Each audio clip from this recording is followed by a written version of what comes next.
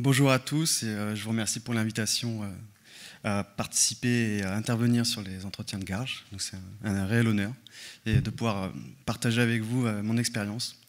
Je voulais revenir juste avant sur 2 minutes sur ce qu'a pu dire Arnaud, de faire un petit exemple concret.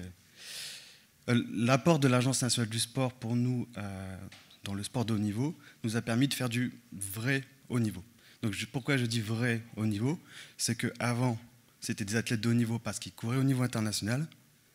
Mais voilà, là, tout le process pour arriver à faire des médailles, à gagner, est complètement différent. Au niveau du suivi socio-professionnel, par exemple, si on prend nos 12 médaillés à Tokyo, seul un travaille encore et il travaille à 50%. Les autres ont des financements, sont à l'armée des champions. Depuis peu, la police aussi s'engage à aider les sportifs. Donc il y a un réel accompagnement. Ensuite, tout ce qui va être au niveau du matériel, des moyens humains dans les staffs, l'Agence nationale du sport a apporté énormément. Donc du coup,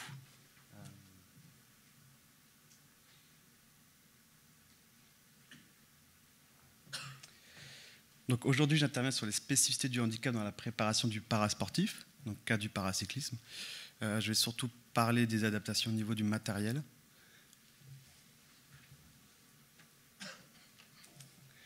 Donc, en introduction, pour faire un rappel sur le paracyclisme, vous avez 4 grandes catégories qui sont ensuite divisées en sous-catégories suivant le handicap. Donc, la première photo, vous avez le handbike avec 5 catégories, 1 étant la plus handicapée et 5 la moins handicapée. Ensuite, vous avez le tandem. Donc, il n'y a pas de plusieurs catégories en tandem, c'est hommes et femmes. Ensuite, vous avez le tricycle, vous avez 2 catégories.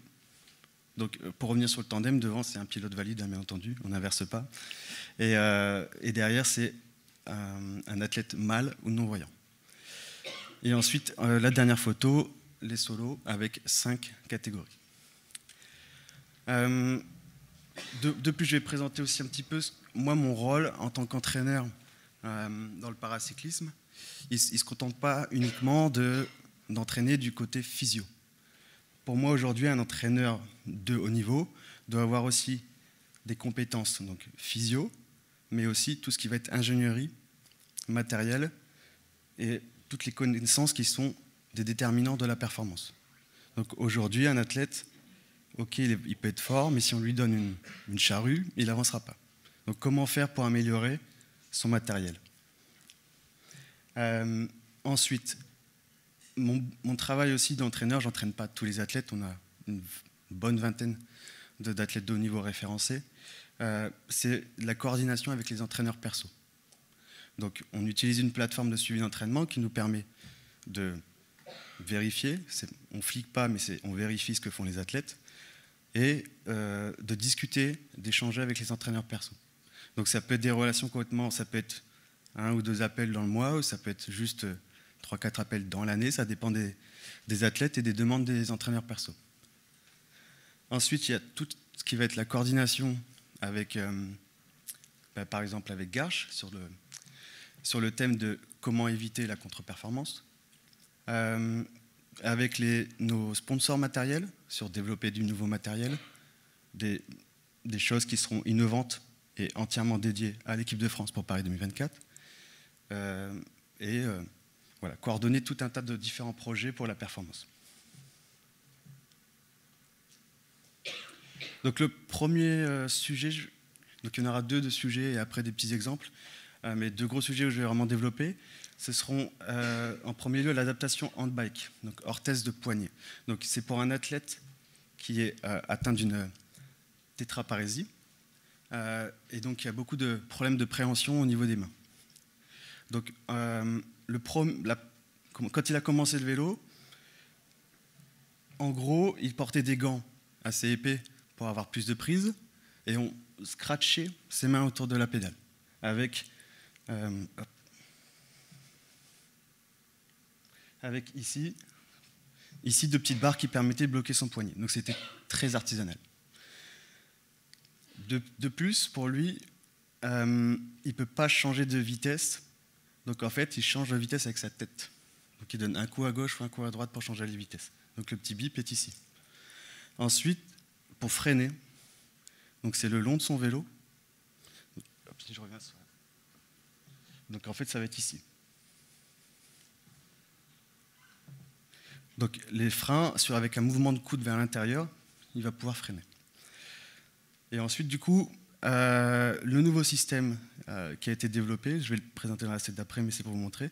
Du coup, c'est des orthèses qui s'emboîtent sur un axe au niveau des manivelles. Donc, en gros, l'athlète ne peut pas, du coup, avec sa main, boire, manger, changer ses vitesses avec ses mains ou freiner avec ses mains. Donc voilà, il y a tout un tas d'adaptations pour lui permettre de rouler dans les bonnes conditions. Donc le premier modèle que vous avez vu sur la photo juste avant, les points positifs, c'est que les coques s'emboîtent totalement. Donc aucun cisaillement entre les deux pièces. Donc le cisaillement, c'est les deux structures qui vont être un petit peu ou légèrement décalées et qui peuvent créer du coup des blessures ou couper aussi la circulation du sang. Donc c'était des orthèses qui étaient très confortables pour lui. Mais les points négatifs, c'est qu'elles étaient volumineuses, un peu lourdes, et le système de fermeture était peu efficace avec un système de scratch. Donc ce système-là avait été développé vers Grenoble en France, et le deuxième système, il l'avait développé avec une entreprise suisse, mais il y a, pareil, il y a des choses encore à améliorer, ce n'est pas la version finale. Donc en fait, là vous voyez, donc elles sont quand même beaucoup plus fines, mais elles sont en deux parties, avec un système d'accroche, on va dire à cliquer, qui est complètement beaucoup plus rigide et efficace que les scratchs. Donc les points positifs, donc légères, fines et système de fermeture. Par contre, les points négatifs, c'est que les deux pièces bougent légèrement l'une par rapport à l'autre pendant le pédalage, donc le cisaillement. Donc là, le souci, c'est qu'au tout début, on a eu beaucoup de soucis. Perte de sensibilité dans les mains, puisque la circulation sanguine était coupée, et même des fois des très très grosses cloques. Donc du coup, ça retarde la préparation, ça retarde l'entraînement. Il faut retourner dans l'entreprise qui a créé ces orthèses pour faire des modifications. Donc ça fait encore des déplacements, et encore du test, essai, erreur, essai, erreur. Donc voilà, ça peut prendre du temps. Alors après, c'est sûr qu'il faut passer par cette façon de faire pour trouver quelque chose, mais parfois ça peut prendre du temps, et le but c'est quand même d'éviter la blessure.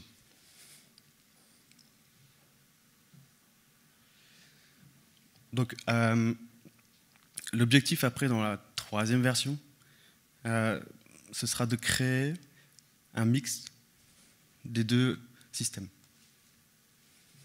Et aussi, je vais vous montrer sur le... Peut-être qu'on verra mieux là. L'ancien système, donc les poignées grises, permettait d'avoir un léger angle vers l'intérieur des mains. Donc beaucoup plus naturel au niveau des épaules et des poignets. Le nouveau système, c'était l'entreprise qui avait vendu une étude comme quoi pédaler avec en prise complètement neutre était plus efficace. Ok, c'était plus efficace, mais est-ce que c'est ergonomique? Est-ce que ça respecte l'intégrité physique de l'athlète? Et là, le coureur voudrait revenir à l'ancienne version au niveau de l'angle des poignets pour éviter, parce qu'il sent qu'il y a quand même une contrainte au niveau des épaules. De plus, pour piloter son vélo, c'est plus compliqué. Donc voilà, il faut vraiment trouver un mix. Et ça, c'est toute la problématique du handisport, c'est que chez les valides, il y a des choses qui ont été développées depuis 30, 40 ans, qui ont été améliorées. En handisport, il y a parfois on part de zéro, parce que c'est tellement spécifique à l'handicap qu'on a peut-être des bases, mais qui ne sont pas développées et poussées pour chaque athlète. Ensuite, la deuxième grosse partie, c'était donc l'adaptation pour les tandems, ergonomie et aérodynamisme. Donc ergonomie pour l'athlète, la santé, et l'aérodynamisme pour la performance. Donc corréler les deux. Donc chez les valides, ce qui se fait, c'est des études posturales, on appelle ça des études posturales, pour trouver la bonne hauteur de selle, la bonne longueur de guidon, le réglage des cales sur les pédales, etc. nous, ce qu'on a voulu faire du coup, c'était réaliser, donc pareil pour l'athlète mal et non-voyant et le pilote, réaliser une étude posturale pour chacun d'eux. Et ensuite, de pouvoir adapter ces études posturales faites sur un gabarit tandem. Donc, qui soit réglable à tout point. Donc, hauteur de selle, recul de selle, cintre.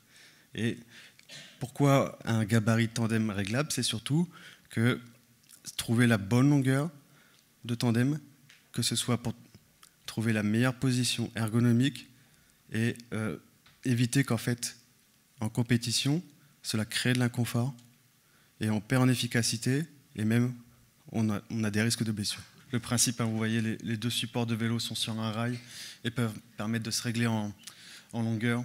Et après, donc ça c'est la version statique. Ensuite, on a la version dynamique, c'est que, ok, en version statique, peut-être que l'athlète va se trouver très bien et en très bonne ergonomie sur le vélo, mais en version dynamique, c'est-à-dire quand il va mettre l'action de pédalage, mettre un peu plus de contraintes, est-ce que ses ressentis vont être toujours les mêmes?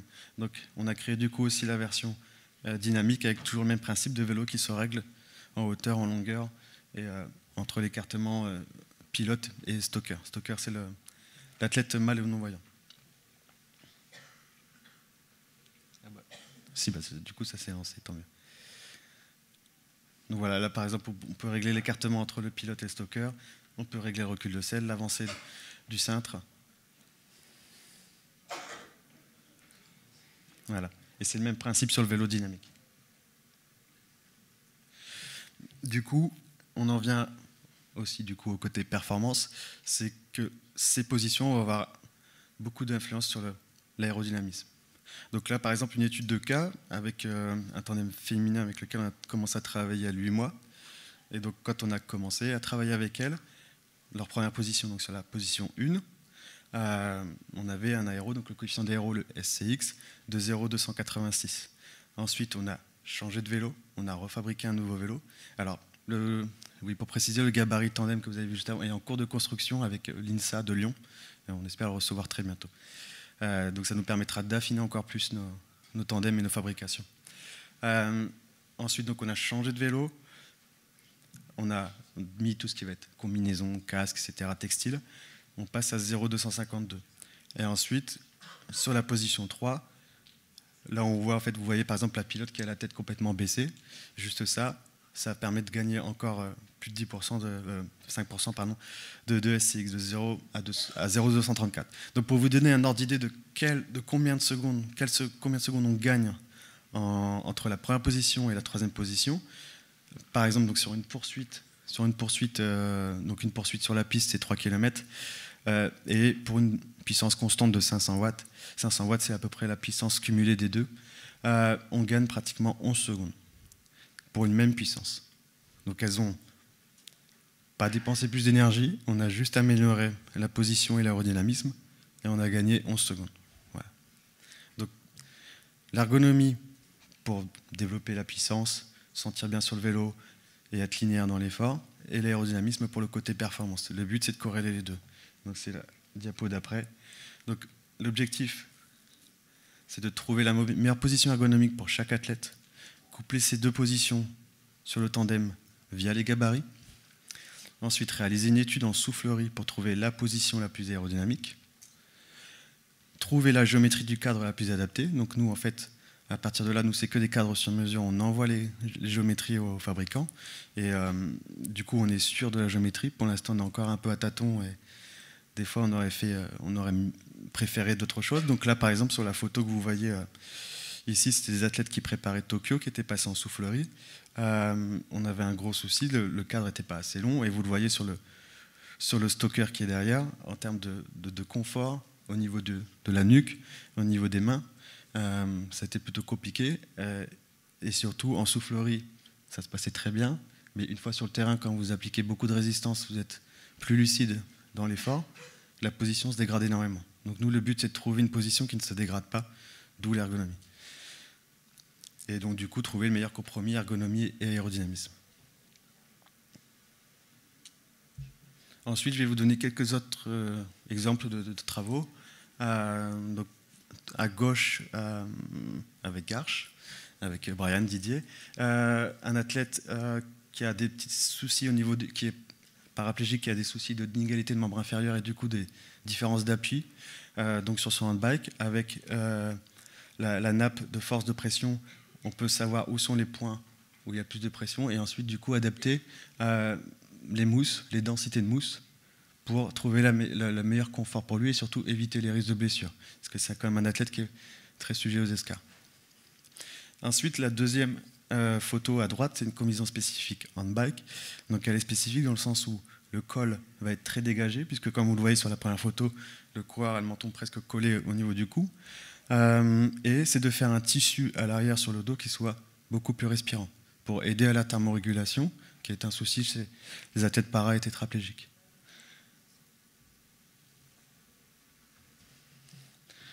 Ensuite, les poignées de handbike sur mesure. Donc là, on avait pris une poignée simple de handbike, donc elles sont très simples, très standards. Et le problème de ces poignées, c'est que la circonférence n'est pas très épaisse, ça crée des douleurs, des crampes aux mains. Donc voilà, le but, c'est de créer des poignées qui seront complètement sur mesure, avec l'empreinte du coureur, et qui soient toujours pareil, ergonomiques. Donc à gauche, vous avez ce qu'on a pu faire avec des billes de plastique thermoformables, et à droite, c'est le scan. Donc ce scan-là ensuite est envoyé pour faire un premier prototype en impression 3D. Et après, une adaptation à l'entraînement pour les personnes surtout non-voyantes. Donc là, c'est une marque de home trainer, mais home trainer Tax, donc home trainer qui permet de faire du vélo à la maison pour l'athlète et de ne pas être dépendante de quelqu'un. Via son application smartphone Tax et le voice-over, elle peut recevoir vocalement les infos. Donc ça lui dit à quelle cadence aller, à combien de watts aller, et comme ça elle peut s'entraîner en toute sérénité sans être obligée de demander à son mari ou ses enfants. Donc après, c'est très bien, mais il y a quand même une petite limitation, c'est que quand vous donnez des exercices avec des temps d'intervalle, des temps d'exercice qui sont courts, vous n'avez pas assez d'infos assez rapides pour savoir où vous en êtes, donc là elle se fait aider par son mari. Donc voilà, c'est un gros plus, c'est un travail de couple. Voilà, je vous remercie pour... Formidable, très belle présentation. Je pense qu'il y a beaucoup de disciplines qui peuvent être jalouses de ce dont vous bénéficiez. Bravo en tout cas pour puis ce lien là, que vous faites entre les différents mondes. Est-ce qu'il y a des questions avant la pause là? Une question? Oui. Alors on a un parabasketteur là. Attends, hop, ici là.